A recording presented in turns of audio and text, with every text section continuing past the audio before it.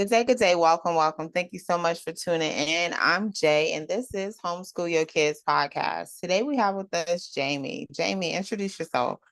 Yeah, my name is Jaimee Samansky. I am the owner of Dynamic Dyslexia and Speech, and I specialize in dyslexia diagnostics.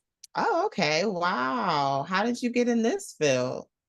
So my sister was diagnosed with dyslexia in 2008, and there was a huge lack of services in our area. My parents had to drive a few hours away to Pennsylvania. I am located in West Virginia. Um, and so I wanted to fill that gap for parents. It shouldn't be hard to get help.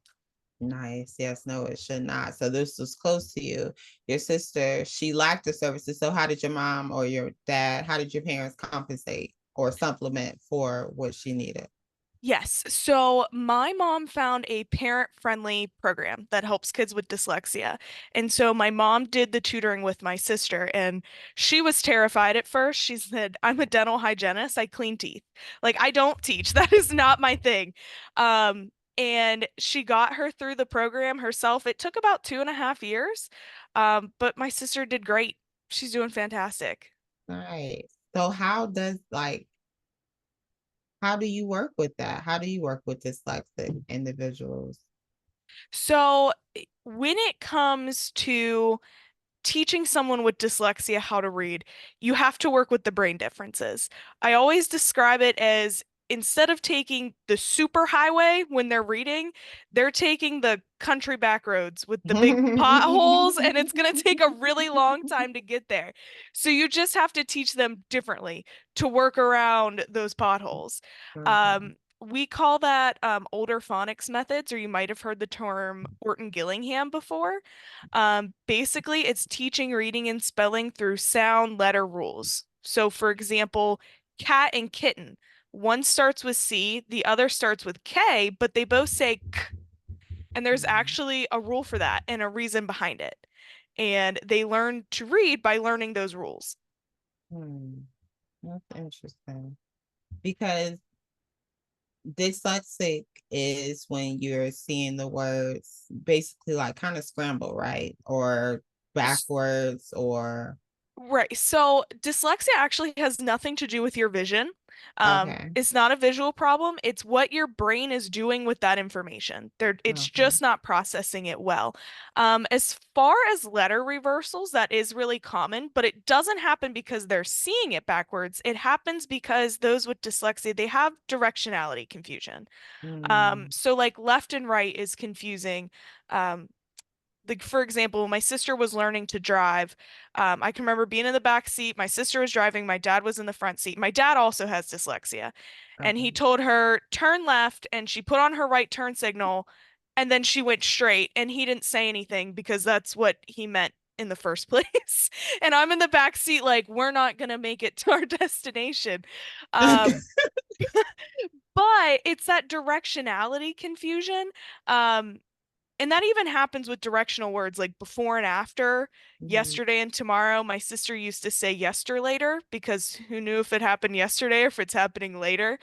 But when you think about like a lowercase b and d, I call those letters a ball with a stick on it. And you Hmm. have to know, does the stick go on the left or the right? Does the ball go on the top or the bottom? And then you throw in there all that directional difficulty and you're taking a guess. And sometimes my clients are great guessers and they don't flip anything. And other times they're really bad guessers and they flip it all. So that's where you see those reversals at. Gotcha, gotcha. Mhm. Okay, so is this a I don't know, is this a functionality of the brain that is not fully developed or how what is the miscommunication that's happening? Yeah, so we have two hemispheres in our brain, the left side and the right side. I call the left side the school side. That's where you process what you're reading, your math skills. The right side is like the fun side. It's your artistic skills, your creativity, your athletic ability. When you look at someone who is a typical reader, their brain hemispheres are asymmetrical, meaning that the left side is bigger than the right side. When you look at someone who has dyslexia, it's symmetrical. Both sides are the same size. Not because the left side is smaller, but because the right side is bigger. And that's because they're trying to process all of that academic information on the right side of their brain instead of the left. So the wiring is all crisscross there. And that's something I love to tell especially my younger kids, is that your brain is bigger than everybody else's. They love to hear that. But Nice. that's what it is it's a crisscross. They're not using the most effective pathways in their brain to process the reading. Gotcha, gotcha. And what's the earliest like kids are diagnosed with that Yeah, so dyslexia? you can actually diagnose kids as young as age 5. Okay. So the only requirement is that they be at least halfway through kindergarten. A lot of times, though, kids don't get diagnosed until third grade, and that's for a few reasons. Usually, when kids are younger, I hear a lot of people say, oh, well, they're young, they'll grow out of it. So it gets pushed back, or these kids fool you because they're very, very bright kids and they use tricks into making you think they know how to read. So, they're in kindergarten and they get a book and there's a picture of a dog on there and there's a tall letter and a short letter and a letter that goes below the line. And they're like, well, that shape kind of looks like the word dog. That's a picture of a dog. And they say dog. And we're like, great, you can read. And then we hit third grade and there's way less pictures. And the Hmm. words aren't 3 letters long anymore, they're several letters long. And all of a sudden we went, you could read last year. Why can't you read this year? And it's because they've lost their ability to guess and fool you. So Hmm. they kind of hit this brick wall out of nowhere. That's kind of what happened with my sister. We saw some signs, but it was so minor we didn't think anything of it. And then third grade came and it was like, whoa, what is happening? And it's because she lost her coping skills. Oh wow. Hmm. Yeah, because I was gonna say with a diagnosis as early as 5, we have a lot of things that I guess like when learning how to read, you already do on your own, like the mixing up of the lowercase b and the lowercase Hmm. d. Like that's a common thing in all age. Well, when you're learning to read, I guess. I don't know. Hmm. So that would be interesting because I mean, for a while I thought both of my children were dyslexic. Still a Yeah, possibility. I right. haven't really ruled it all the way out. Yeah, I was So gonna say call me. I always do free screenings before I test okay. anybody to make sure it's appropriate. But when it comes to younger kids, I always say first off, the thing to look at is the frequency with which it happens. Okay. So, yes, lots of kids do flip their B's and D's, but are they flipping it every single time, even though you're correcting them? And then there's a lot of other things to look at that's not just reading and spelling that dyslexia impacts. So, one of those things are working memory. So, they have difficulty with some short-term memory. So, you can tell them, like, give them 3 directions, like pick up your shoes, grab your coat, and get your backpack. And you've turned around and all they've got is their coat. The shoes Mm. are a mess. They don't have their backpack. And they're going, I did everything you told me. They didn't remember all of that. So that's one thing to look at. The other thing is a bit of a slower processing speed.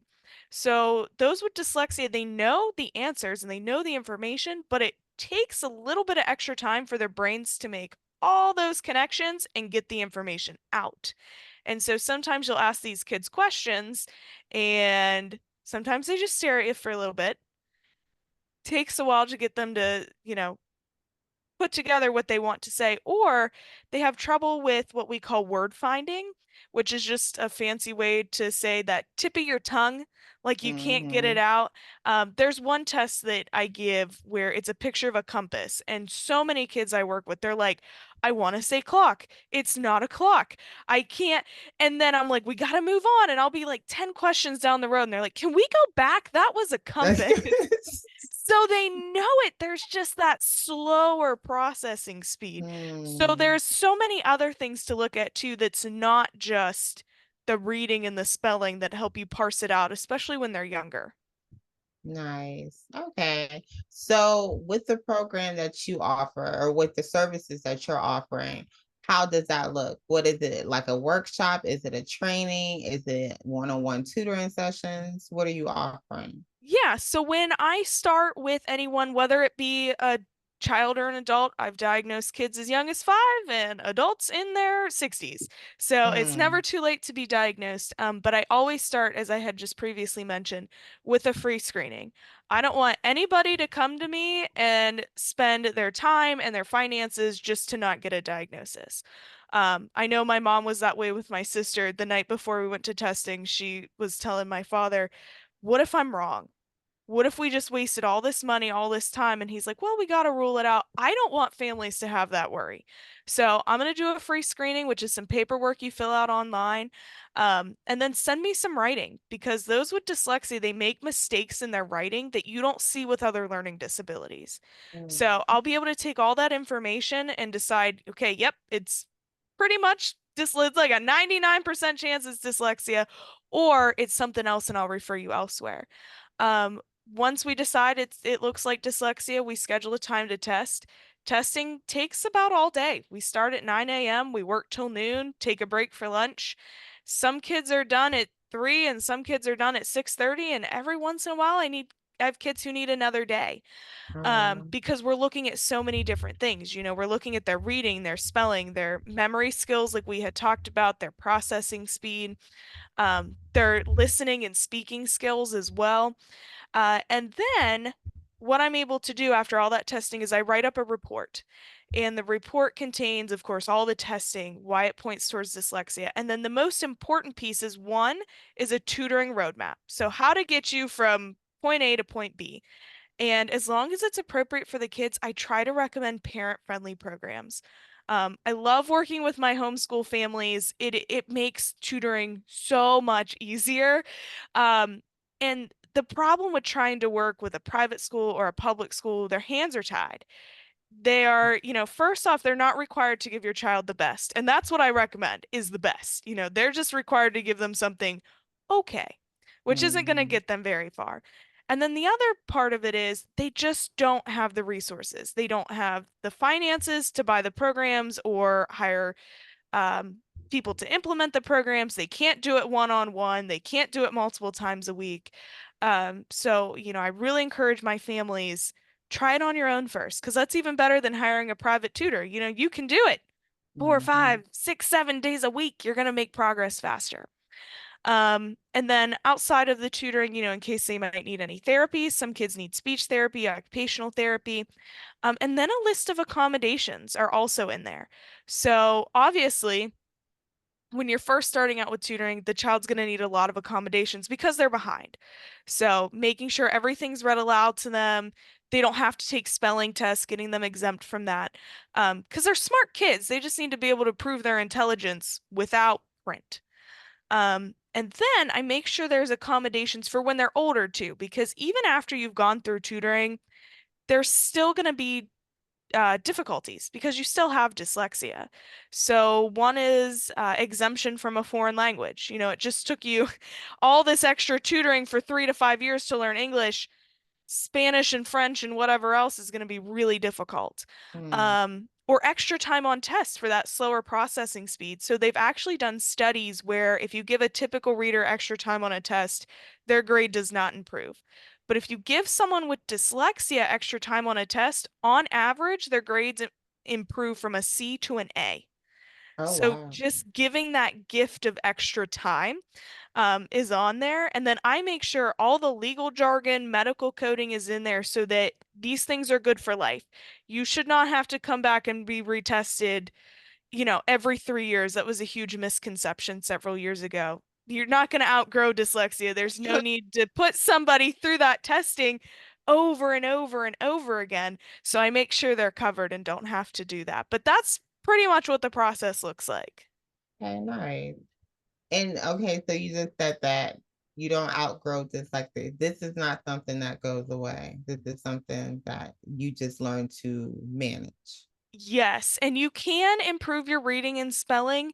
Like I said, my sister, she went through the tutoring program and she loves to read. She has a library at home. I swear I have to sign my life away to borrow a book from her.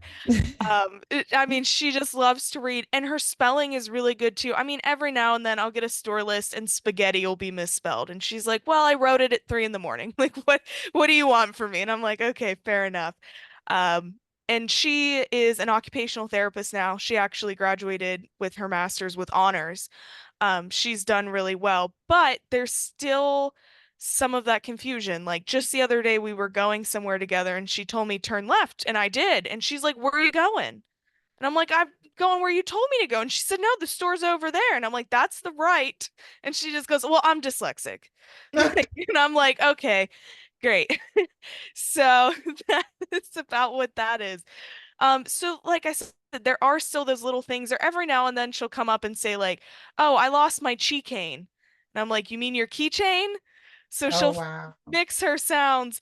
Um, so you do see those minor differences, but overall, she does really well. I'm trying to think of any other differences. Even like when she took her occupational therapy boards, she used extra time.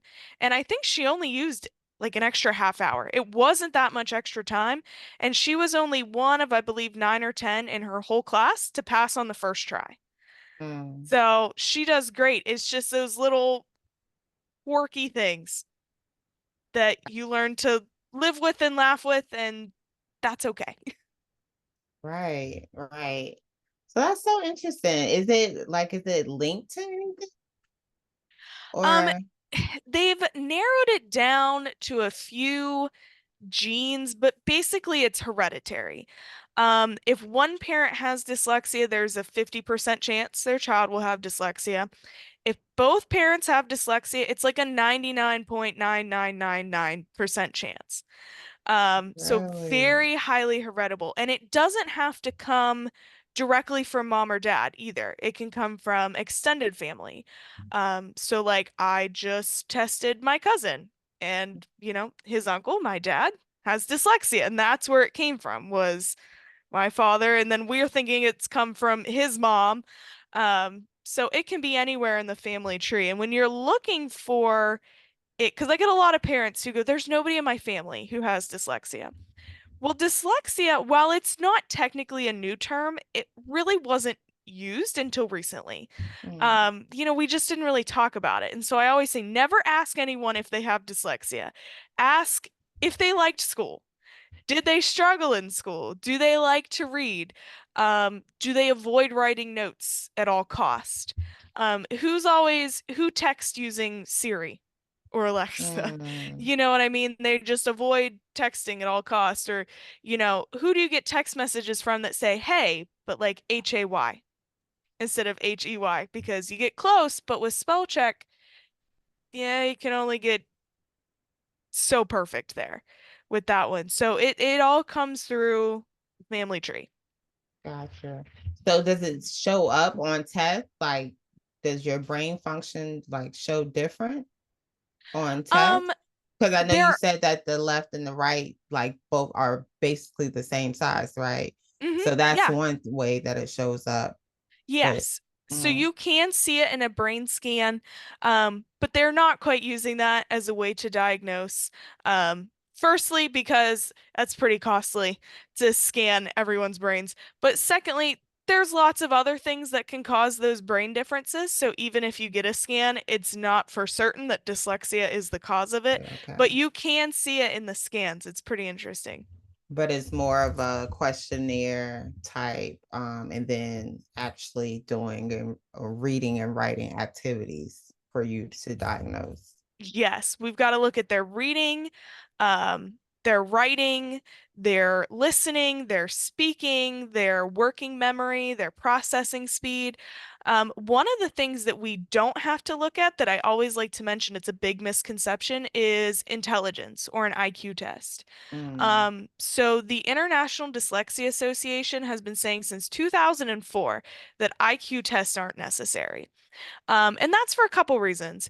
One, IQ test just do not go well when you have dyslexia. So, an IQ test is measuring your working memory and your processing speed. And when you have difficulty with those, it's going to come out that you have a low IQ. And you don't. They're just testing your weaknesses. So that's not a good measure of intelligence.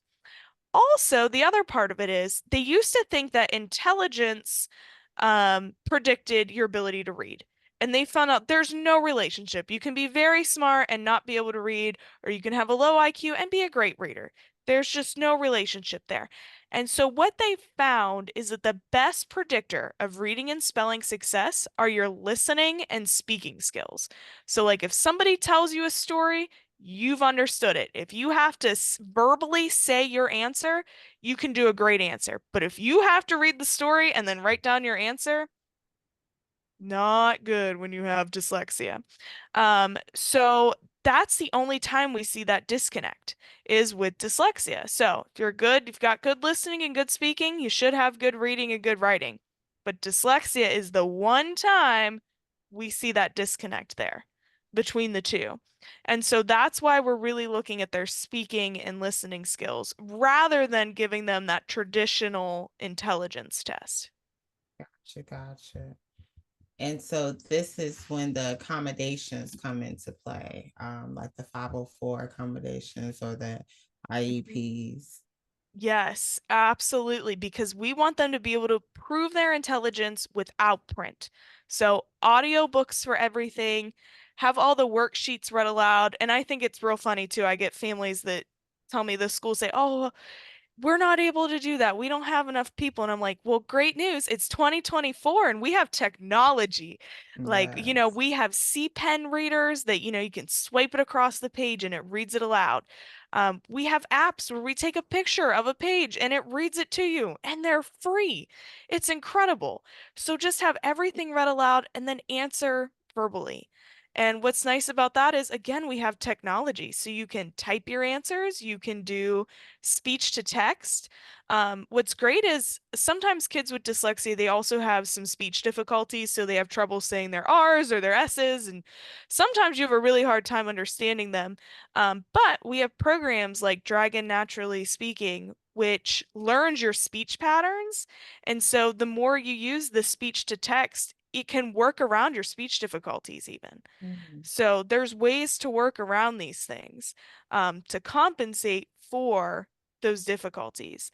As far as reading and spelling, like with the working memory and the processing speed, we talked about extra time. Even for like math problems or procedures, I always say just give them a list of steps. Don't let them, they're gonna forget steps in between. Just give them a little list, a handout. Um, Alphabetizing things can be really difficult. So just give them a piece of paper with the alphabet on it. That's a real easy accommodation. Um, Even use of a calculator can be really important. For younger kids, a lot of it comes down to that processing speed. They're going to be on problem number 2, and all their classmates are going to be on problem number 10 because it's just taking them so much longer. So give them the gift of a calculator, let them speed up. And then, especially once you get older, it's helpful to have a graphing calculator where you can look back through the numbers you've entered, because a lot Mhm. of times kids will transpose their numbers and not realize it.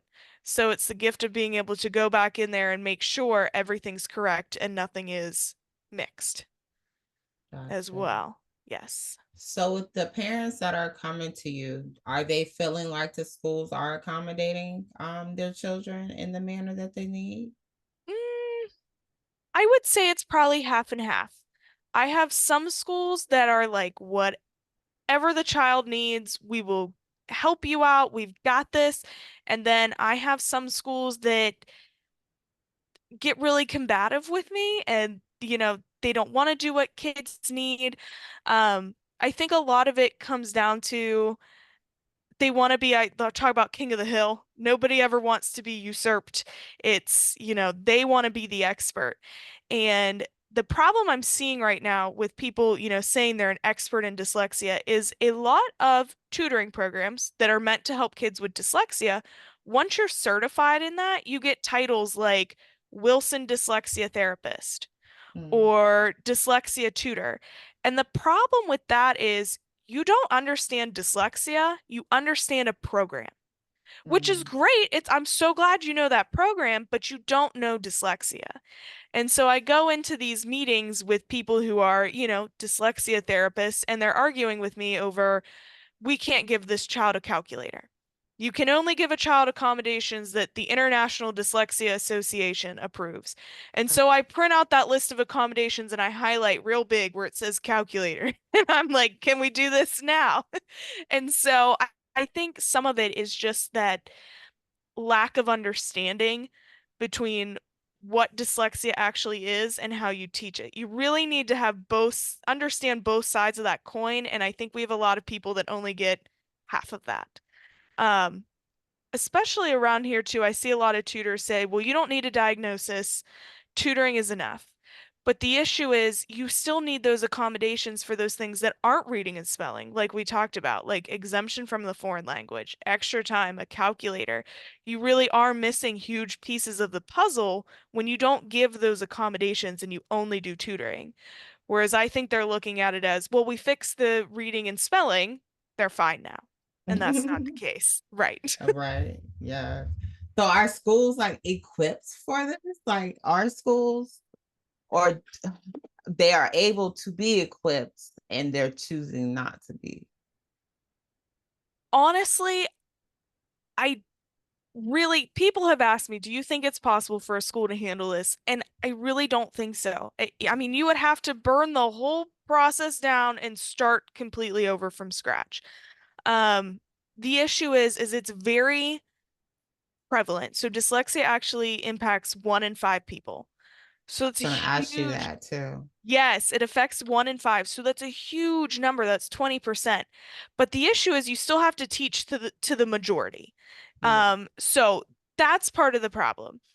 The other part is dyslexia ranges from very mild, almost undetectable, to very profound, and everything in between. And so you can't even just take a group of 5 people with dyslexia and tutor them all at once because what if this child has moderate and what if this child has profound? That's too big of a gap. You can't handle that. And then especially in places like public schools, they don't have the flexibility that some like charter schools or private schools have. They can't pool based on if this child's moderate or severe. It's like, okay, all the third graders at one time and then all the fourth graders, and they can only see them for so many minutes a week. The closest I've found to being good for kids with dyslexia is a charter school setup where they are able to switch kids around. They can have a first grader with a sixth grader. They can group people based on their level and change around as needed. And they get 90 minutes of tutoring every single day, which is great, but it's still not that one-on-one.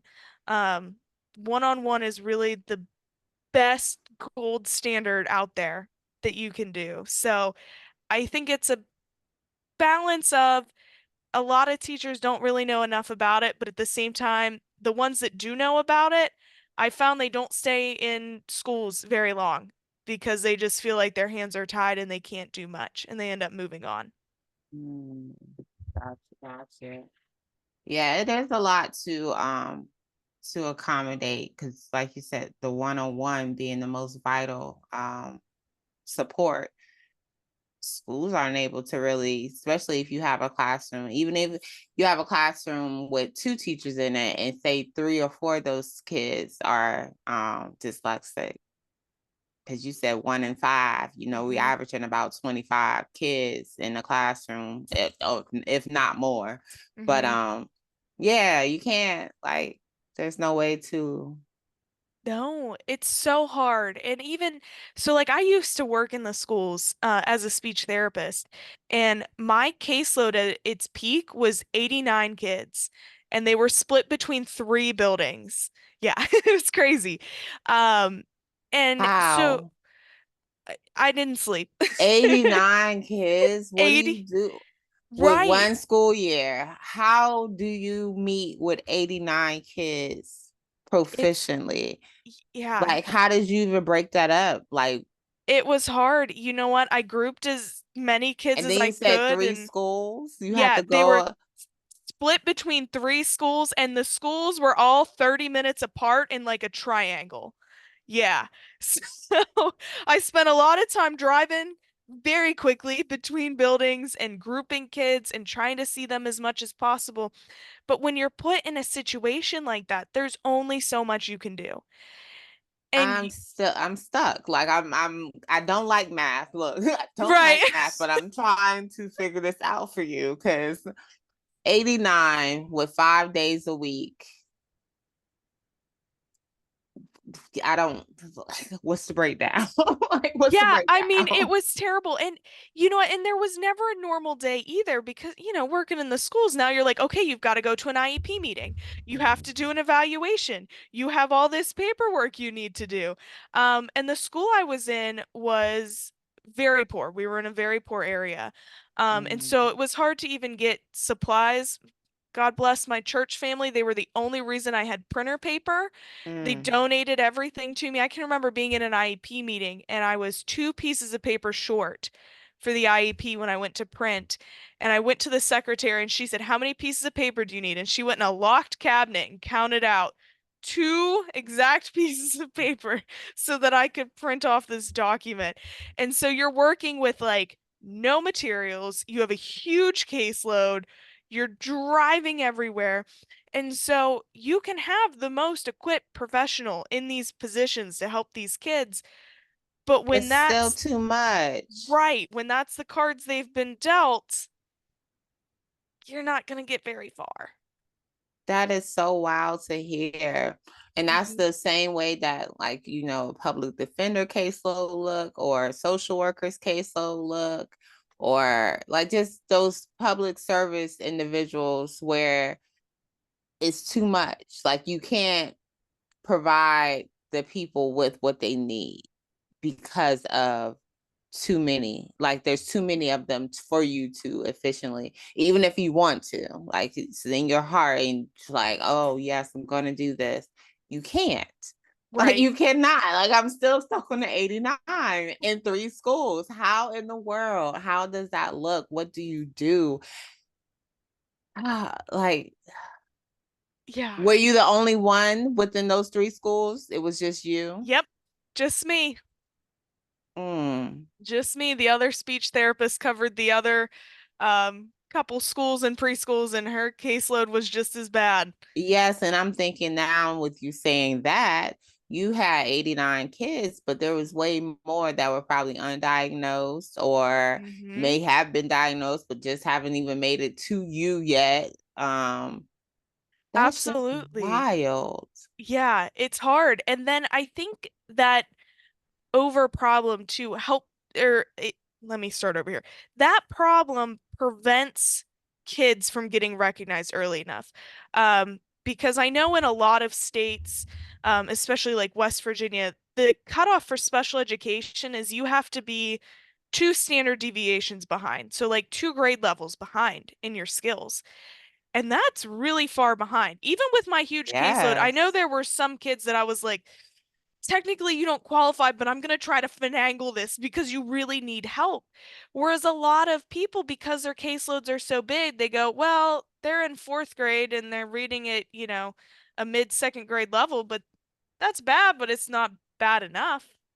And Mm. so they don't qualify. And then parents think, well, if they weren't bad enough for the school, it's probably fine. They'll probably catch up eventually. And so that creates this really bad snowball effect on top of everything. Yeah, no, that's wild because I'm always trying to analyze why so many of our kids or young adults read on a 3rd grade level. Um, it's like they shut down at that period. Not always correlated with standardized testing and IEPs and labeling in general. That's like a big labeling year for kids, I feel. Um, but to think that, because you have to, like you said, that's something that has to be recognized. So that means that somebody has to be working with this child in a manner that's, like, close and intimate, Hmm. that they're able to say, oh, wait, you're struggling there. Oh, this is a consistent pattern. Oh my, are you having trouble with this? Like, But in the classroom full of 25, 28, however many kids, you're not going to be able to single out those kids, Mm-hmm. really. Absolutely. And then I think what else makes it tough too is um, a few reasons. One is, ignorance surrounding dyslexia. So they see some problems, but they might not even realize dyslexia That's what is the the cause. yeah. The other is that, it does affect 1 in 5, so it's pretty common. And so I get a lot of teachers go, well, I have a lot of students that do that. You probably do, but that doesn't Right. mean it's not a problem. Um, and the third thing I see a lot is sometimes teachers will notice it, but they're afraid to say anything. Mm. Because if anyone in the public schools mentions, hey, we think your child might have dyslexia, then the school can become financially liable to pay for testing. Mm. So a lot of teachers in school don't say anything because, Their especially like I said, administration don't told them you don't be going don't around say here. we don't Yeah. have the money to pay for all these kids testing. Don't be going around here Um, diagnosing these kids. right, exactly. And I mean, and it's all legal. Every child has that right to an outside evaluation at public expense. But again, the school's funds are limited, and especially in the area I'm in, a lot of the schools are poor. They just don't have those finances. And so a lot of teachers that I work with, they try to like tell parents very sneakily. They'll be like, Right. "Hey, I think something fell in your child's backpack." It'll be like my business card or something. And so they try to get around it because they want to help, but they're afraid of losing their job, is really Yeah. what it comes down to. So it's like a bad situation all around, is what it is. Yeah, that's what I'm hearing, Jaimee. That is exactly what I'm hearing right now. Cause I'm just like, all right, we talk about the literacy rate. I've talked about it plenty of times with different guests up here. It is a national crisis. There's no way, like, you can't put it lightly. No. The reading issues that we're having or experiencing in America is at a national crisis level. They're saying our kids cannot read. And I have witnessed that. And that has been for a while. I feel like it's gotten worse over time, but the kids have been not being able to read. Um, Yeah, it's really rough, and unfortunately these effects have such a big carryover. So they found that actually your reading proficiency is a better predictor of long life than mm. cigarette smoking and obesity. What? Get out of here. You Yeah, being able, well, yeah, because you can't even read the cigarette packet if you don't know. right. Well, So and you even can't even I read the said, caution sign on the side. right. And you can't fill out a job application. And so, 85% of juveniles in the juvenile court system are functionally illiterate. And Mm, then, really unfortunately, when you have a learning disability like dyslexia, you are at a 3 times higher risk of committing suicide. what? Yes. And so all of these things come together and it's not good. These outlooks are not good. And when we think of like how can we change this, and I try to start simple. We got to start small, and my big thing right now is like let teachers say we think this might be a problem and then take the school financially out of it, because the Mm, amount of teachers that would say, hey, go get this handled if they didn't think they were going to get fired mm-hmm, is huge. And so many parents have told me I wish somebody would have just said something, mm, and they couldn't have. And then the other part is I feel like especially with some of these new laws, we're giving maybe a little bit too much false hope. In the sense that, so like in West Virginia, we just passed a bill a couple years ago, and I fought tooth and nail to get it stopped to no avail. mm. Um, but their thing is, we do dyslexia screenings in kindergarten, first, second, third, and then there's some other stipulations to that. But the issue is these screenings, especially when kids are younger, are so easy to pass. Mm. And one of them, like one of the screenings they used, I looked at the accuracy rate and it was only 50%. Oh Well, my I might goodness. as well stand at the door and flip a coin and go, Right. probably, probably not. And so I think a lot of parents, right, get, Okay. get this screening result and they go, oh, well, they passed the screening. Mm. And here's the thing, again, especially when they're young and these kids are bright and they can finagle and fill in those gaps. Like my cousin, he has profound dyslexia. When he Mm. took the screening form, he scored in the 75th percentile. He did incredible because it was multiple choice and he guessed Mm. really well that day. Nice. And so they didn't think there was a problem. And so a lot of parents are looking at this going, oh, well, it says they don't have dyslexia. They can't possibly have it. And then the Mm-hmm. other part of it is they're implementing the science of reading, which I get. Orton Gillingham falls under the science of reading, all those good things. But my problems with it, one, are a lot of things can just call themselves science of reading. Yes. As long as they use the science, there doesn't have to be any research saying that it works, just showing that they've implemented some things.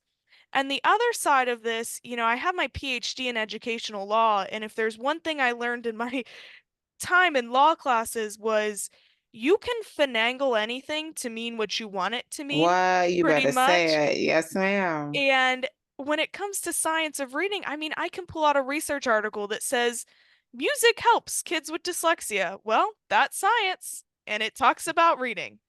So Yeah. it could be singing a song. And so that's the other part of it. I think parents see it and say, oh, the school's got it handled, but do they even have a good program to start with? Does it actually follow the science of reading? And are they getting it enough? So, Yeah. like, I know a lot of schools in my area, they use Wilson, um, and to use it with fidelity to make it work. If you're going to use it in a group, these kids need like 200 minutes a week. And at most, they're getting like 120, 150. So even though the program's good and it has research behind it, they're not doing it how you're supposed to do it. Mm. And families don't realize how important that piece is to it. So Mm. there's just so many missing pieces with that.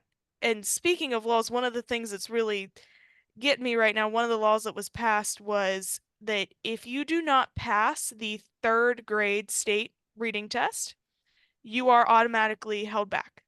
Yeah. And the only way to move forward is like having an IEP exemption or a diagnosis of dyslexia. But there's no research for retention. There's Mm. very little Yeah, out like what there. are they doing back here? Like Right, what are they gonna right, do with the second year? right, right. What's And I gonna be always different? say the definition of insanity is doing the same thing Same over thing. and over and expecting Yes. different results. Yes. And unfortunately, they found that when you're held back, you're about 4 to 5 times more likely to drop out. And then they actually did a study of sixth grade students, and they found that sixth graders ranked being held back more stressful than going blind or the death of a parent. Oh my gosh. Are you Yes, I serious? am serious. And it seems dramatic, but when you think about being a kid, that social Oh hierarchy and yes, those connections, ma'am. that is the important part of your life. And especially when you're older, like third grade, you're very well aware all my friends are moved on and I'm stuck here. Yeah. And then you start that, why am I here? Why am I dumb? Why can't I read? I'm stupid. And it starts a whole chain of negative See what effects. I said about that third grade? That's what I'm talking about. Oh, Because once it's you start tough. talking to yourself like that, it's hard to go far from there and It you get is. stuck there. Because eventually they are going to pass you. And then what? Mm-hmm. Then it's like it ain't because you learned or retained anything better than you did the first year you did that grade. It's just now, okay, we got to get you out of here because now you're too big. You Now got you- to keep going. And then, some kids, especially older kids, like in high school, they'll get passing grades because they're the star football player or And they're they a had great their girlfriend wrestler. doing their work. Like my nephew Right. told me the other day, like my girlfriend helped me graduate. It's like, what? It's like, yeah, she did my work. She did this. And I was Oh, okay. you Yes. know And what? Jaimee, Yeah. I read an article about our student athletes in college being able to read on a third grade level. Like a Mm-hmm. good percentage, I don't remember how many, but good percentage of them reading on a third grade level, but they're at a college level because of their athleticism and the fact that Mm-hmm. they have people doing their work. Oh yeah. You know what? It's so funny the amount of parents that I've had in here where, like, I know one family in particular, the dad said, "Oh yeah, we met because I couldn't figure out Spanish and she was the Spanish tutor. So she did my work and now we're married." And Look at so you that, find love. your workarounds. There's actually a book, um, I can't think of the name of it off the top of my head, but he talks about how he really needed audiobooks. So he would meet all these girls and say, "Hey, can you like read this to me?" And he would record it, and that's how he would get his audiobooks. Nice. And so it's really those with dyslexia, they really know how to work around their weaknesses and find workarounds. I always Yes. say that most people with dyslexia are the most like extroverted, great communicators because they know how to like just wrap you around their finger and get you to do whatever you want. Yeah, I'm about to say, Um, and they're overcompensated because they want to make sure they keep distracted from. Don't ask me to read anything. Look, don't ask me to read anything. Yes, yes. I had a little girl once. I asked her to write the word pig, and she did a Q, so she flipped her P, and I a G, and then the tail of the G was really swirly. And I said, Oh. "Can you tell me the letters you wrote?" And she was like, "Do you see my G, how it's curly? It's like a pig's tail." And I'm like, "That's so fun. I love that." And she goes, and I went again, "Can you tell me It's those like this letters?" is And art, she's like, ma'am. "But don't you get it? How they're both curly and the word is pig." I could not get her. She avoided to no end. Yeah, Um, she said you're I've gonna respect this art. You're gonna get this art, yes. ma'am. And even I've had like high schoolers. I had one that I asked him, I said, "We're gonna read a list of nonsense words." And he's like, "I've got $20 in my wallet right now. What can I give you to avoid doing this?" Oh, he cracks me up. They have learned to work with what they have. Right. And you know what? It's a great skill to have, even after tutoring. I'm telling you, my sister was so close with so many of her college professors. Like, she'd be like, "Oh, I'm meeting one of them at Chick-fil-A for dinner." And I'm like, Oh, I nice. never met with my professors for dinner. You know what I Yeah. mean? And it Well, was me just, either. no, and it was just her because she was so close to all of them because she had those great people skills. Nice. So, yeah, that's not uncommon to hear my girlfriend, my spouse, my Right? friend. Yeah, Somebody, yes, they've somebody did. learned. I know I've done a significant other's work too. Like I've been Yeah. there and that. Yeah. But it's wild to know that so many go undiagnosed and you get to, like you say, you're diagnosing people over 60. Um that's a lot. That's to manage and go through your whole life not being able to really explain what it is that Mhm. you're experiencing because you yourself don't even know the word. Like you said, it's a pretty new Yes. word. And so you got to think about how many basically first generation individuals are being diagnosed with this. And you saying that it's hereditary, meaning that somewhere down the line, down, Mhm. like, continuously, this has been overlooked Yes. with their family. And now somebody's getting help if they even get to that point of getting help. Because what 89 kid, I'm still, stuck on that 89. So Right. I don't, Right. it's just like, okay, what do we do besides create services, like, step outside of the school Right. system and create services that specialize and intentionally provide the help that families need.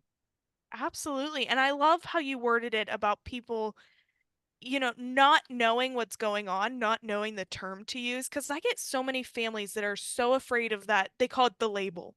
They're like, "I don't want my kid to be labeled." And I'm like, first off, you know what? Labels are important. Could you imagine going to the grocery store and there not being any labels? It would Because be I would be interesting. really upset if I came home with a can expecting corn and I got potatoes. That would Right. be a bummer. But the other part is, like you said, that relief. Because even these young kids, I just had a girl in who just finished her kindergarten year. And I went to ask her to read, and she's like, "Nope, I'm dumb. I can't read." I mean, Oh my she's 6 and gosh. she already feels that way about herself. And Mm. now she knows, I mean, she left telling her mom, "I'm not dumb anymore. I'm not dumb. Oh, I know how to, it's just a little different." I'm like, "That's all it right. is." So that relief, and I can't Yes. imagine carrying that on yourself for 50, 60 years and not Yeah. knowing what's going on. I mean, just the relief to understand you're not dumb, you're not lazy, it's not just a you problem either. It's lots of other people. I know, and it's wild because you said labels, and those are other labels that people will carry as opposed to getting a actual diagnosis of what's going on. Mhm. They'll label themselves as lazy or dumb or stupid, not teachable, things of that nature. That's why once again, that's why I really correlate that learned helplessness with that third grade and those like those type of labels. Mhm. Not the diagnosis labels, but the labels of, Right. oh, I just can't do this. I'm not smart. I'm not smart enough. Mhm. Yeah, they really do. You can tell the kids whose parents have really helped keep their self-esteem intact, Mm, especially once they get older, because they'll still try to compensate and use those rules. Whereas the kids who are just so down on themselves, like there's no, I'm like, write a story, and they just go, I can't. aw. And I'm like, yes, you can do it. And they're like, nope, can't do it. Like they just don't even have the confidence to start. And then you get so out of practice. I mean, you don't do anything for 3, 4 years, and then somebody tells you write a story, you're gonna be like, oh, I haven't done that in a really long time. Like, I Right? don't know that I can just start doing that out of Stories. nowhere. I could tell you one. Yeah, I could tell you and a that's story. the thing. I always joke, when I give presentations with a visual, I show a picture of like a cat sitting on the table and it says like what I want to write, and then there's a cake where somebody tried to make a cake that looked like the cat, and it says what I actually wrote. And what they have to say and what they want to write is brilliant. And the vocabulary is usually above grade level and it's perfect. And then when they go to write it down, you look at it and go, are you the same person? There's no Mm, way this came from you. It's so completely different. And it's because they just struggle with the spelling. They're so focused on how do I even spell this word? How do I mhm, put it together? That's why capitalization and punctuation go out the window. You're just mm. trying to spell. And then what's funny is when they read it back to you, a lot of times what they're reading is not at all what they've written. Exactly. And I'm about to say yes, yes. I used to have a student who would put words, and he always volunteered to read too. This was a seventh grader, and he would volunteer to read. And I tell you, I'm just like, what are you reading, love? Like it does not say that. But he will, I'll just let him go. Just go ahead and go. Yeah, and that's common too because you know what? They read what they want to be there Yeah. and not what's actually there. I get that all the time. You know, the sentence will be like, our cat likes to sit on the roof, and they're like, our car is parked in the house. Yeah. You It's know? wild. That's wild. And to know that reading is just associated with so many esteem issues, is really a lot. I appreciate the work that you're doing. I thank you for all that you're doing and the reasons you're doing it. With it touching so close and knowing that your sister was able to grasp a hold of a strategy or skills that work for her to, make her feel more confident in her abilities. Thank Yeah, you. I appreciate that. And actually, a fun kind of loop back around. My sister actually works with me now, and Oh, she tutors other kids with dyslexia. that is amazing. And I love to hear her tutor because kids will get frustrated and she'll be like, I get it. I've been there.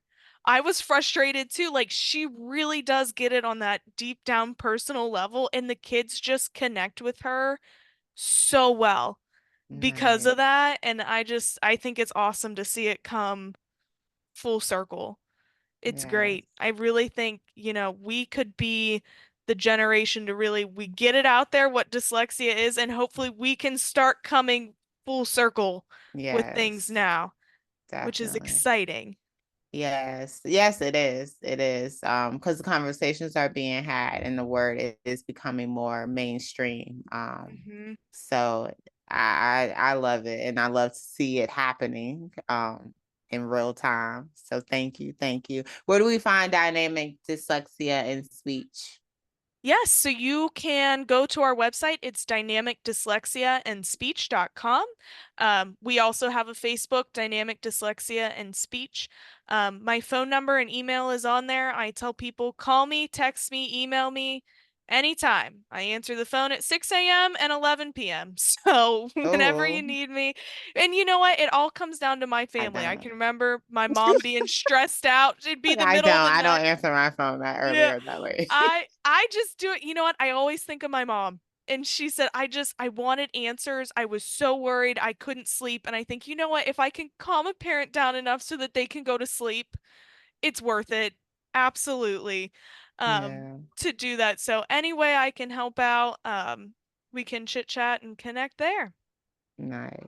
Thank you so much. And before I let you go, let's leave the parents with three things that you would give, like three things that you would tell them when if they were to suspect that their children are dyslexic.